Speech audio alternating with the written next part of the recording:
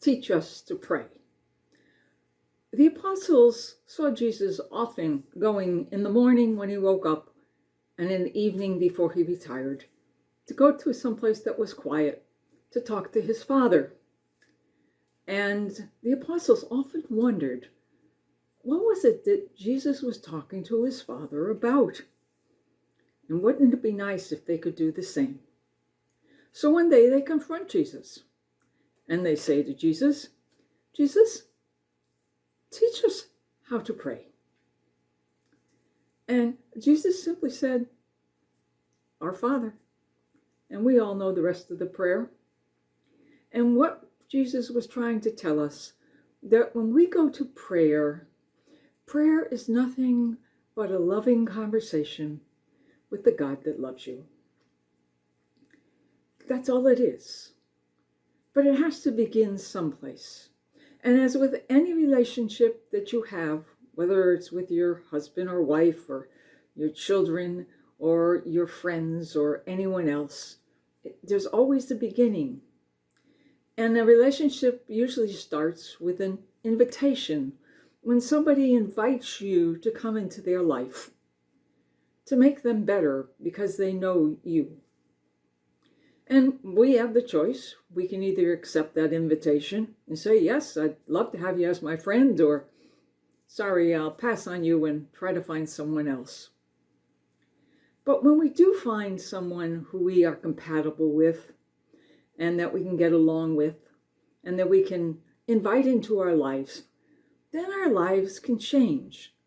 It won't change overnight. It's a growth process. As in any relationship, relationships take time. They take time to develop. And as that relationship grows and develops, you become more open to that other person. And you let that person know who you are. And when that person knows who you are, they can appreciate you more deeply. They know where you came from, and they know where you're going to. And they share their deepest thoughts and feelings and emotions and experiences. In other words, as your relationship with the person grows, you and the other person become more and more one. This is true with every true marriage, where a man and a woman give themselves on marriage day by saying, I do, for better or for worse, for rich or for poor, for health or in sickness. They give to each other. And through those years of loving marriage, yes, there have been times of difficulty. There have been times of disagreements. But there's always been compromise in a good marriage. And as they grow together, they become more and more one with one another. And as they get to be in their aged time, they begin to look like each other, and they don't even have to talk to one another because they know each other so well, they can almost read each other's thoughts. And this is a growth relationship.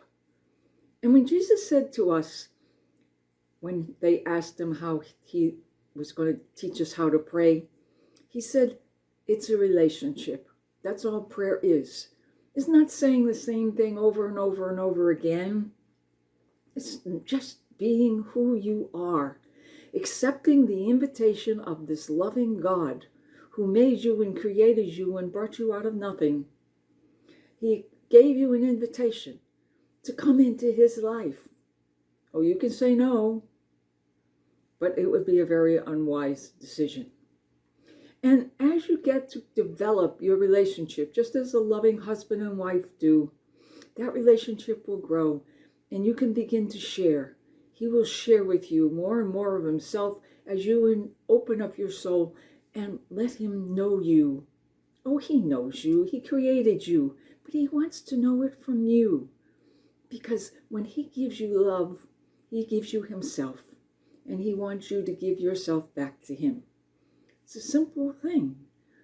That's all prayer is. Prayer is a loving relationship with the God that loves you. And a loving relationship is something that's freely given, no strings attached, and it's unconditional.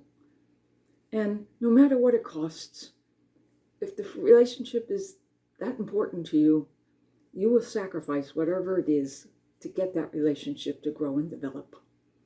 And God knows He's done that for us. He's given us everything to say that He wants our relationship with Him to be number one. And it's up to us to take that challenge, to accept it.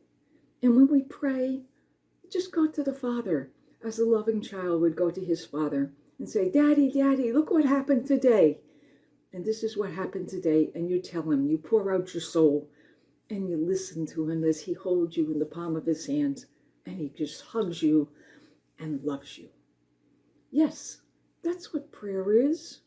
No, God is not a big judgmental guy sitting in the sky in a chair ready to condemn us. No, He's a loving and merciful God. He's a Father, and He wants us to call Him Daddy, Abba, Father, our Father. And just as what Jesus taught us when the apostles came to Him and said, teach us how to pray. And that's what He did. He said, simply treat God as your Father. Accept His love for you. Know that you are special. Know that you're important and there's no one just like you. And that relationship will grow.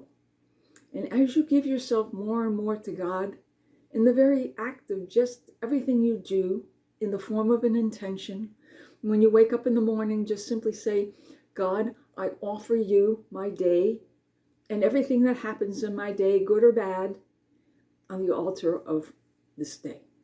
Take it as my sacrifice of love for you. Let me be open to you today, to all your wonders and blessings, to all the love that you will show to me today by everyone I meet and everything that I participate in.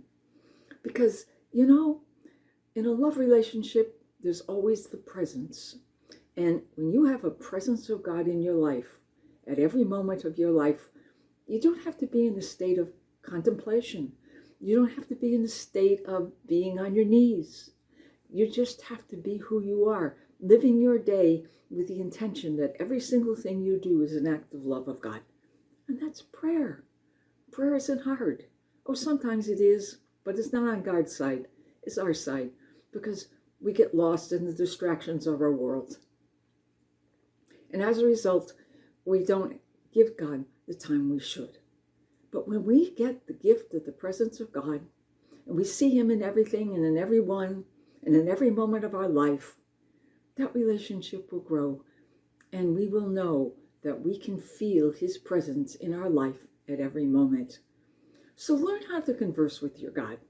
Learn how to converse with your God as a child to His Father, and learn to sacrifice your love for Him so that you will not lose out on any of the love that He has for you. So learn to say, yes, our Father, who art in heaven, yes, be my Father.